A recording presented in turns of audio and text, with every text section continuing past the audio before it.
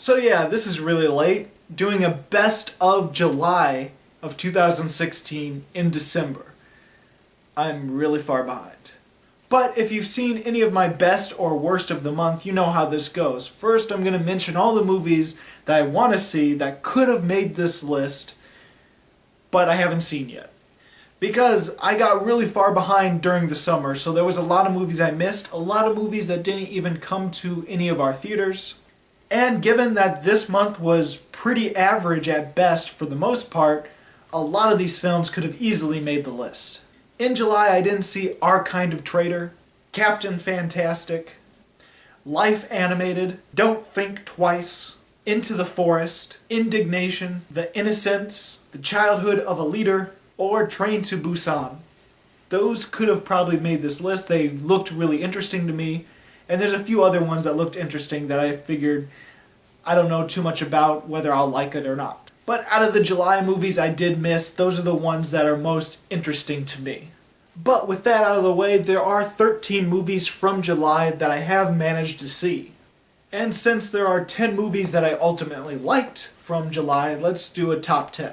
Now, if I had seen any of the other movies this year, this movie would have probably been bumped off the list right away because it is quite the disappointment, but I like it just enough to give it a 3 out of 5 rating.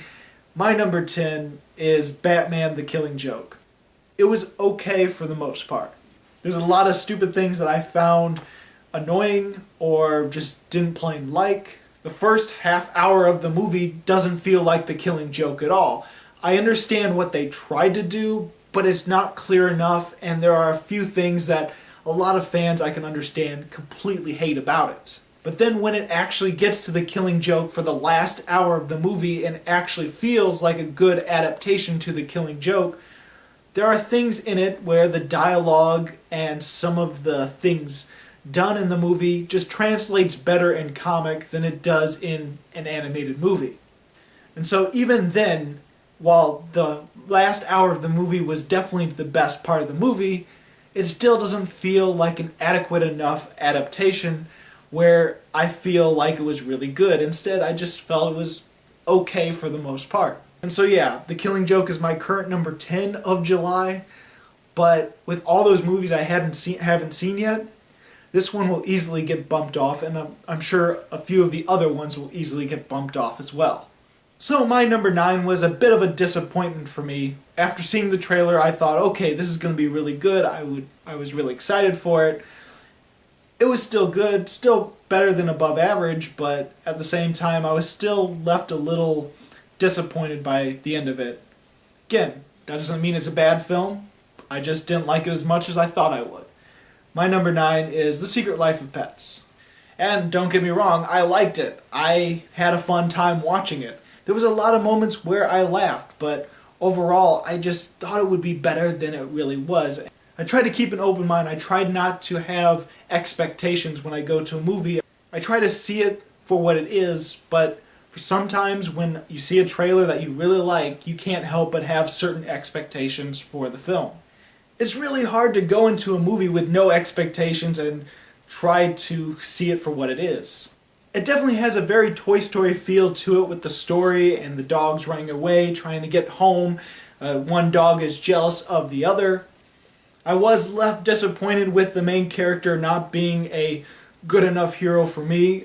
There was definitely internal conflict, which I loved, but for the most part it felt like he was pretty much getting saved by everyone else. There was a lot of cast of characters I ultimately enjoyed, especially Kevin Hart as a rabbit, and the Hawk was really amazing as well, but ultimately it just became a above average film for me, and so it is my number 9 right now. Alright, now I have to say my number 8 of July was actually quite the surprising entry because I didn't think I was going to like it at all going into it, and then I actually had a really fun time. My number 8 is Bad Moms. Yeah, I know I definitely haven't reviewed this one yet, but I really enjoyed it, and it surprised me. I kind of went into it thinking I wasn't going to like any of the characters. I thought there were going to be characters that really embodied bad mom in the way of being negative to their kids and letting their kids do everything crazy and stuff. It wasn't really about that. It was just trying to stop being the absolute perfect mom. And it tries to give a lesson where you can't be the perfect mom. You're going to make mistakes, and there are things that you just can't do for your children, and it really brings a really strong message to it. There was a lot more heart in Bad Moms than I thought. There was a lot of funny jokes that I loved, but there was also a lot of jokes that fell flat for me as well. Overall, I definitely enjoyed Bad Moms. It was a big surprise for me, but ultimately it would be more of a 3.5 out of 5 star for me.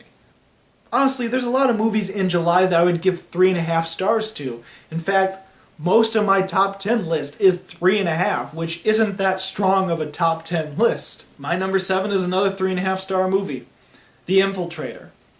Again, really was expecting a lot from it because Bryan Cranston was in it, and it had a really great trailer. The trailer was very interesting, and it's also based off a true story. It's about someone infiltrating a not drug lord, but a drug organization, like not organization. Anyway, infiltrating bad people. There. And for the most part, it was really good. A lot of the deaths were completely surprising. There was a lot of great acting as well from many people, but honestly, it didn't feel like a completely developed story. It's like all the plot points are there. But if the film would have delved a little deeper into the infiltration part, into the part where they were actually befriending the people that they were supposed to eventually turn in, if it would have delved a little bit deeper, and there is some deepness in it, but if it was a little deeper, it would have been really gratifying to see, especially at the point where they're going to eventually have to turn on these people because they're the bad guys, and Bryan Cranston and the other agent are the good guys, so they're going to have to turn them in eventually. It's a movie with great, great potential that just is a little bit squandered, but honestly, it's still a 3.5 star movie for me. My number 6, yet another 3.5 star movie. Had a blast seeing it, but ultimately, there's a lot that, thinking back now, I've honestly forgotten. My number 6 is The BFG. It's a Spielberg film. Any average or mediocre Steven Spielberg film is still really great, and The BFG, I can see people finding a lot of greatness in it. It's very imaginative and really great characters that I enjoyed. Ruby Barnhill was really great as our main character, our young lead actress, who can sometimes feel like a little adult in this movie. And Mark Rylance was pretty much perfect for The BFG. I've never read the novel or short story, or is it a children's book? Yeah, I've honestly never read that, so I don't know how true to the story this movie is. But I gotta say, the BFG was one of my favorite characters of the entire year. Even though there are visuals that are imaginative, there are things in this movie that is very creative, ultimately there is a feeling where it's not creative enough for the story it's trying to tell. And while I did love the last act of the film, it did feel a little different from the rest of it. And I have to give mad props to a movie when they actually do a fart joke. Yeah, there's a fart joke in this movie that is usually considered really childish, and sometimes when a fart joke is just used in a movie randomly, I just sort of go, eh. More often than not, I don't really laugh at it. This movie had a fart joke in it that I was almost dying laughing, and I couldn't believe it. So when a movie can do that for me, I have to give it mad props. Now my top 5 of July have a stronger position than most of the movies on this list, but even so, my number 5 is yet another 3.5 star movie for me. And a lot of people hated it, a lot of people might have thought it was mediocre, and I can see that because if you've seen a lot of blockbuster movies, it does have that cliched or even generic tone to it or quality to it. But for me, there was enough things in it that I really enjoyed that keep it just above an average movie, and that is The Legend of Tarzan. I can see people hating that, and I totally understand. There is some good CGI, but more often than not, a lot of the CGI looks really cruddy. And don't get me started on any of the swinging action moments of the film because they're sometimes bad to look at. There is some subtlety in the movie, and there are things that leave the audience to figuring out how the impacts of some of the backstory is to the present. But I can see people feeling like it's a story where the backstory is more interesting and left out of the actual present part of the film. I think Tarzan was great. The actor played him extremely well. And I ultimately liked the villain of the film as well. Christoph Waltz played another really good, not over-the-top villain, but more of a subtle villain like Spectre. There was really fun action sequences, and Samuel Jackson was a really good comical relief character who can also still shoot and fight. I think it's a little bit above average. I enjoyed it, but I can see people hating it. But Legend of Tarzan for me is my number 5 of July so far. Now my number 4 is a movie I finally got to see very recently, so I won't go into too much detail. Hopefully I'll be able to review it soon. But my 4th favorite film of July so far is Swiss Army Man. Completely inventive, really creative, really bizarre, and just outlandish, but really fun and enjoyable, with a heart to it. And honestly, this is the second movie in July in my top 10 list that deals with a lot of farting. Well, Swiss Army Man has arguably more farting than the BFG, but then again, it's a really odd movie. It's really hard to describe. Okay, so with my top 3 are some heavy hitters, some movies that honestly would get 4.5 stars if I review them, but none in the 5-star range. My number 3, Star Trek Beyond. Really enjoyed this film, and honestly, I just got it for Christmas. I don't like it as much as the other 2 Star Trek films that came out, but for people that are fans of the Star Trek series and having heard what they said about this film, I can understand them liking this one more than the other 2. In fact, I'm curious to see what my uncle says about it because he watched the series. I really enjoyed it. I still feel there's some things lacking a bit. I wish there was a bigger impact with the villain because his backstory is amazing once it's revealed.